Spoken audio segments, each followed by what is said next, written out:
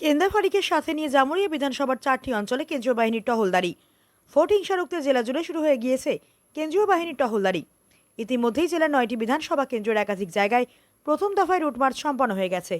ঠিক সেই আবহেই এদিন শনিবার জামুরিয়া বিধানসভা কেন্দ্রের অন্তর্গত কেন্দা পরশিয়া, ডোবরানা এবং চিচুরিয়া মোট 4টি অঞ্চলের বেশ কিছু এলাকায় দেখা গেল কেন্দ্রীয় বাহিনীকে রুটমার্চ করতে। সাথে জামুরিয়া থানার কেন্দা পুলিশ ফাঁড়ির বেশ কয়েকজন আধিকারিককেও উপস্থিত থাকতে দেখা যায়। এদিন কেন্দ্রীয় বাহিনী জওয়ানরা এলাকার বিভিন্ন গুরুত্বপূর্ণ রাস্তা ও মোড়ে ঘুরে দেখেন এবং জনসাধারণের সাথে কথাবার্তাও বলেন।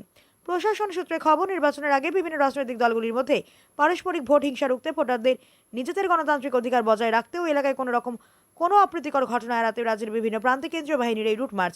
প্রশাসন সূত্রে আরও খবর, সাধারণ মানুষের মধ্যে ভয়ভীতি দূর করতে এবং সঠিক ও সুষ্ঠু নির্বাচন পরিচালনার ক্ষেত্রে এই টহলদারি আগামী দিনেও বহাল থাকবে।